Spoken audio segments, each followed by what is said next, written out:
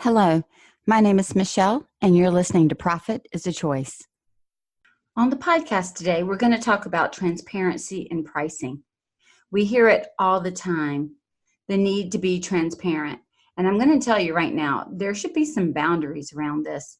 And here's a huge spoiler alert. I don't think we need to tell our clients everything. Listen into the podcast to hear the argument for being transparent in our process, but guarded in our pricing. I'd love to hear your feedback.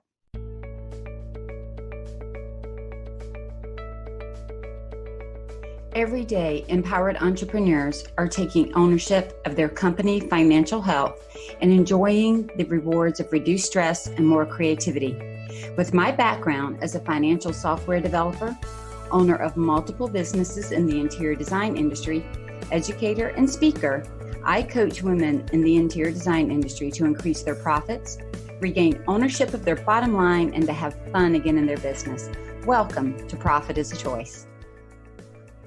Pricing transparency. I cannot tell you how much I am excited about digging into this today. And I'm going to tell you, it might not be the most, let me back up. I think it will be a popular topic. I don't know that my opinion will be the most popular.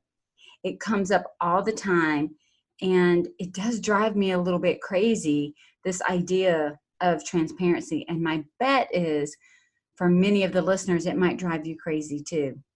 We are constantly being bombarded with this idea of transparency and authenticity, almost to the point that the words don't mean anything anymore. And it's interesting to me to watch and to see how times change and how our need for information changes, and this thought process on what we deserve. And I'm talking about like as a people, right? Like I deserve A, I deserve B. And again, I'm going to tell you my opinion on this and how I've seen this use of transparency play out. And then you make your own decision. First, I was thinking, where does this notion of being so transparent come from? When I began in the interior design industry 20 years ago, the most common way of pricing at that time was by taking whatever your cost of product was and at least doubling it. So your markup was 100%, and you had this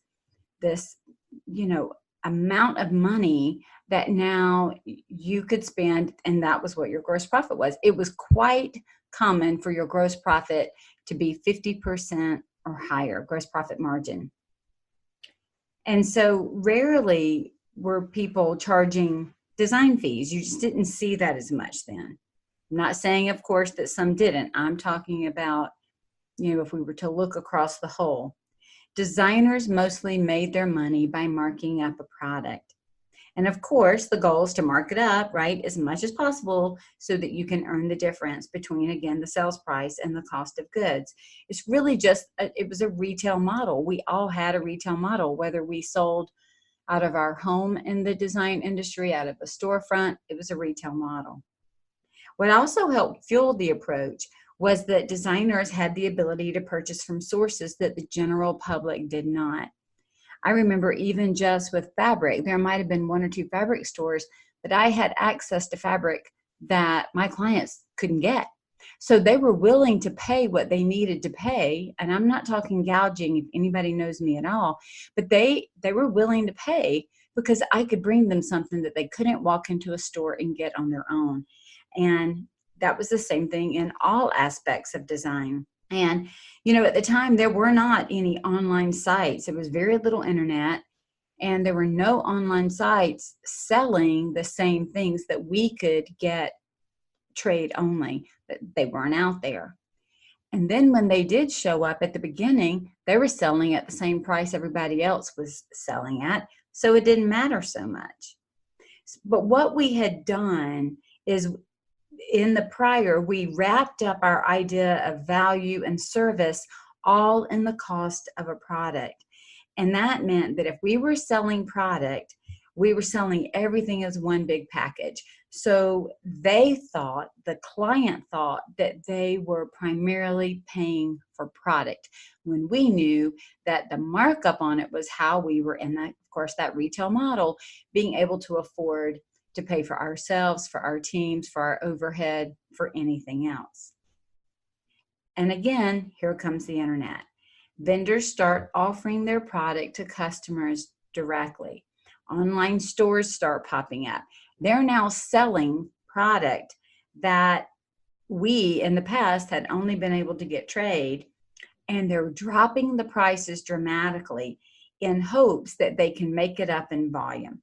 They're buying containers, they're buying bigger lots, so they may have smaller offerings, or they're using their ability to sell a huge amount to again get lower pricing, and they are banking on the volume model.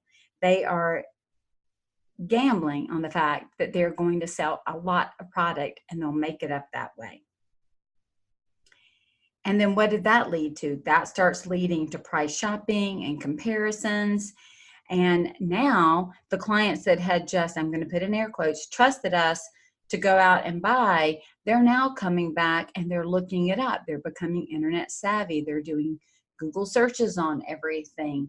And they're stepping up and saying, wait a minute, I can get that console for this. Why are you charging me that?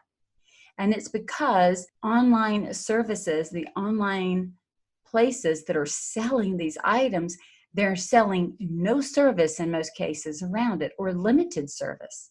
We're selling a whole bundle of design and service, but we had not separated it out as its own valuable offering within our company in the past. And now we are having to do that. And so since we can't wrap everything up, because, the client goes along and says, well, wait a minute, you told me the chair was $1,600, I can get it online for $800.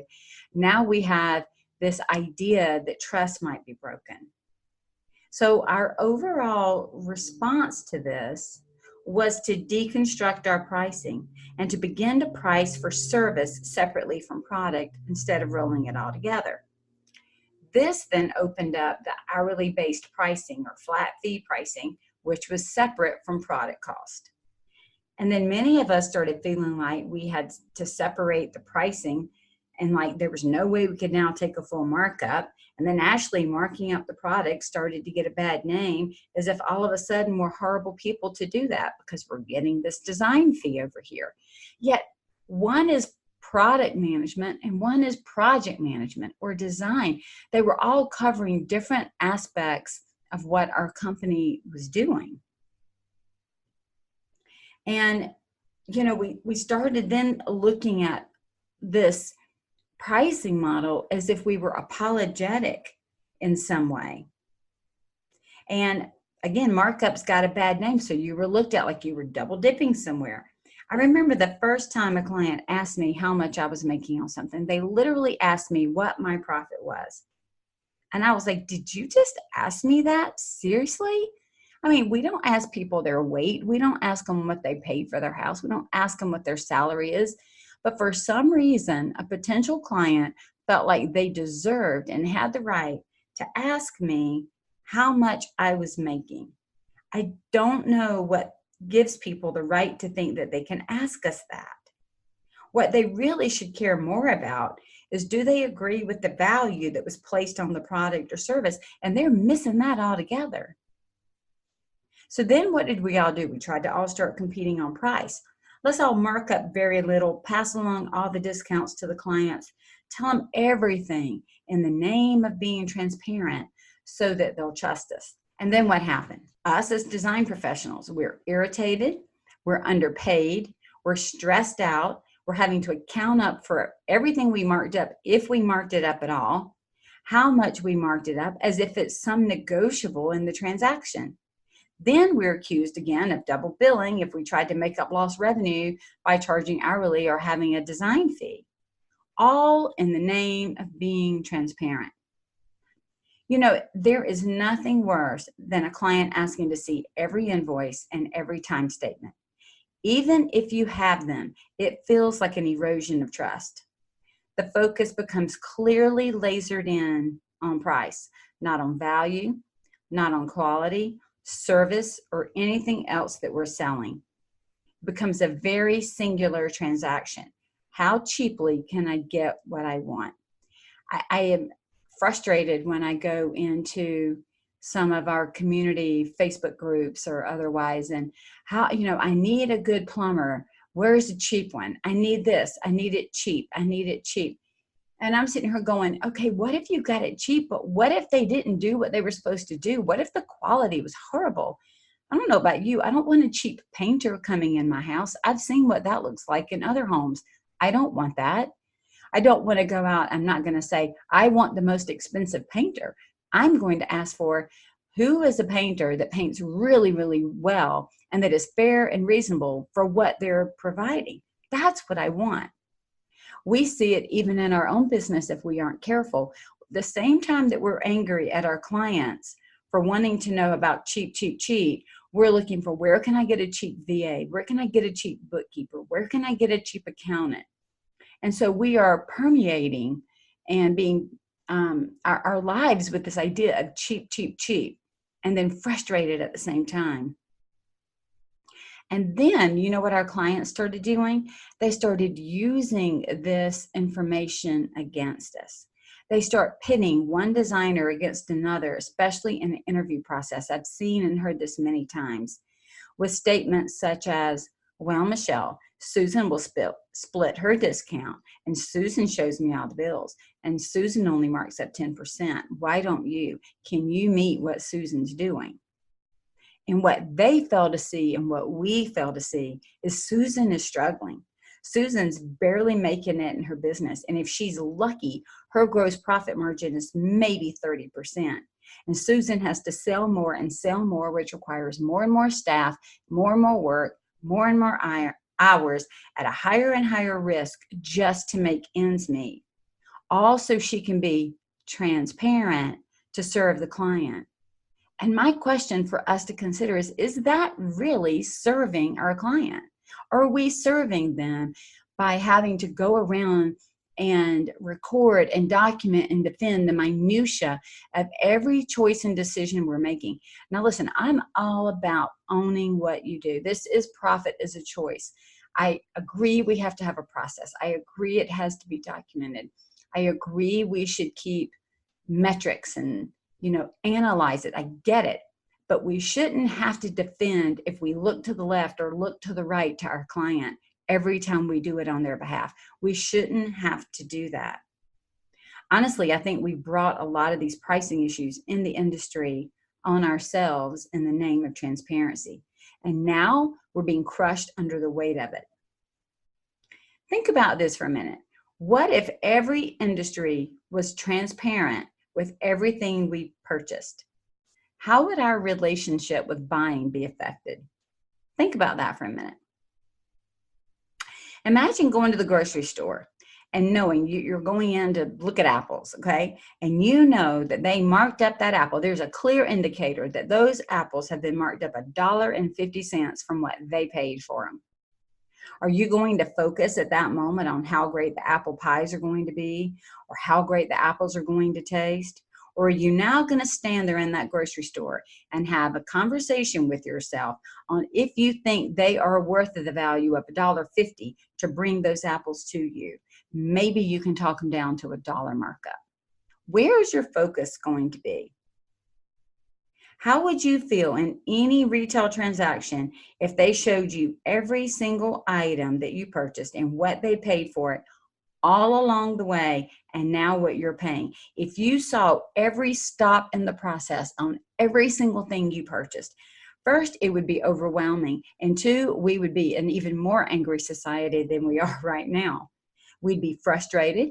We would feel taken advantage of, and we would feel like we needed to stop and micromanage everything.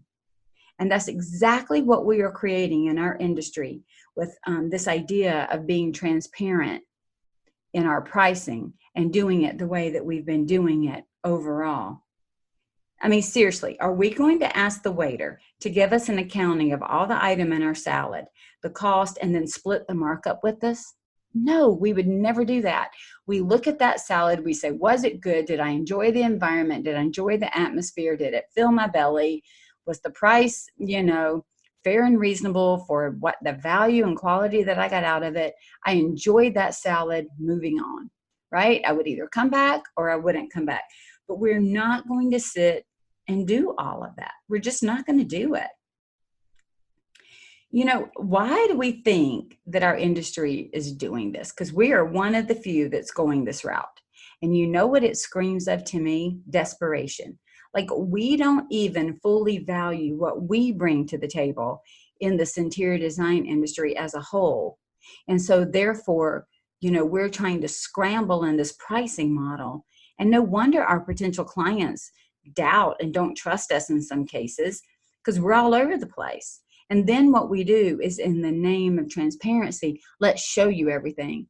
And then we're irritated when they ask to see everything. But let me ask you this, could there be another way? Check out podcast episode 60 if you haven't already on trust. What if we started by trusting ourselves, what we bring to the table, what we know, what we can do, how we're separate from others, how we're different, our processes, all of it. What if we start by trusting ourselves and then what we're selling? What if then we build this trust in the sales process? What if we build it in the selection process? How about if we build the trust into the delivery and the installation process? All with creating a focus on value, quality, and outcome. What if we allowed our clients to see how working with us was about the whole experience and that it was done with an ease? It wasn't about a piece and a part, kind of like the salad. Here's another example.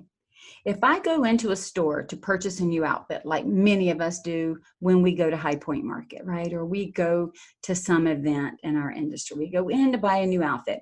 And why are we doing it? We're doing it because we want to look a certain way. We want to feel a certain way. We have a certain brand or image that we want to uphold. When I go in to try on those clothes, I want to imagine how those clothes fit me. I want to see how I look in them. I want to imagine myself at the event, imagine how I feel, imagine how I'm perceived. I want the focus to be on solving my problem of maybe not having the right outfit for the place that I'm going, okay? But if it becomes a buying situation that is pricing centric, then that's what I'm going to focus on. My thoughts are not going to be in that moment on how great I'm going to look in these clothes, but it's going to shift to, do I think the one selling me these clothes should make money? And do I think that they are worth the difference between the cost that they paid and the price they're charging me? That is insanity. Do you see how that relationship shifts? Honestly, the pleasure of going to shop has been removed. The pleasure of the experience has been removed, because now everything is this financial calculation on, do I think the other person is worth the exact amount that I see?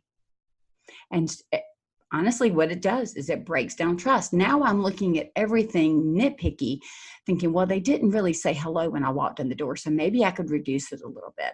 They didn't tell me that this shirt runs small. Maybe I could reduce it because I don't think their value's there. I mean, it becomes this craziness. The more we focus on price, the more we focus on price in our sales process and in everything we do, the more we will be shopped on price, because we're putting a spotlight on it. I would love to see us move the transparency away from pricing and move the transparency to a place that makes more sense for our industry and for the desired and final outcome of the client. Let's let them focus on how they're going to feel in their new space with their new product, instead of having to rationalize in their brain if we're worth the small amount they negotiated with us on a markup, as if we should feel shame at charging them at all. Again, it's insanity. So how do I think we change this? I think we flip the script. I think we absolutely need to know our markups and our margins. They are not bad words. We are in business to make money. These are good words, right? They're amoral. They have no morality. They just are. But I think we need to keep those numbers for internal use, and we should use them to analyze our data. I do not think they are conversations, markups, and margins that we should be having with our ideal client. There is nobody in most retail shopping that I do that has a conversation with me on what their markup is or what their margin is. That is private information to them. The conversation they have with me is about quality and value. And I believe that is the conversation we should be having with our client. We need to stress to our clients that we purchase from trade resources. And if you don't do that, please investigate purchasing from trade resources. It makes this discussion a whole lot easier. But stress that you purchase from a trade resource and then the value that you bring to the transaction. Focus on the fact that your goal is to bring them fair and reasonable pricing, but you don't have to tell them to the penny what everything cost you, right? Seriously, other industries are not doing this. There can be some mystery around our pricing. It's okay. We're not going into this blindly though. So do your homework, know internet pricing. But focus on making sure that the ideal client is purchasing an ideal product and service from you and that you deliver an ideal experience. For the small amount of markup that some designers are putting on their product, I can totally understand why they're overwhelmed, stressed out, and ready to scrap it. It is a lot of work. Think about it, to source, order, manage, receive, inspect, and install a piece of furniture. And that's assuming that it came in right the first time. It's a lot of time. And 25% markup is nowhere near enough to cover the headache and the risk of damage and things going wrong. It's just not. To make money, the goal is to sell the right product, right? We want to make money here, but we want to sell the right product and service to the right client at the right price and then manage the process and the money along the way. I would love for you to be transparent in your processes, be transparent in your communication, be transparent in the desired outcome, but please leave a little mystery in your pricing. We'll all be ultimately happier. I know I'm putting a stake in the ground with this podcast, and I also know that some of you may not agree, and again, that's okay. But I can tell you from my experience and that of my clients, changing the focus to a holistic, completed project instead of minute details of the entire job can be exhilarating. Creativity opens up, collaboration is better, and trust is built and maintained throughout the project. Try it. Update your contract, remove the percentage you're marking up, remove the shared discount. Indicate instead that you're offering a product of value and quality at fair and reasonable rates, often below MSRP, and see how it works for you. You got to believe it though to sell it, right? My bet is you'll make more money. The clients will focus on what we all want to focus on, which is the end result. If you need courage or assistance to do this, join us at the Designers Inner Circle. These are the topics we tackle weekly. You can find details at scarletthreadconsulting.com. Don't tell all your secrets. Keep something a mystery. Keep your pricing a mystery. And remember, profit doesn't happen by accident.